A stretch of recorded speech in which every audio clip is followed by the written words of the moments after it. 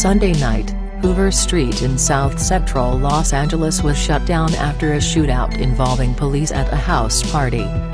The shooting happened near 99th and Hoover Streets, in an area claimed by the Hoover criminal gang.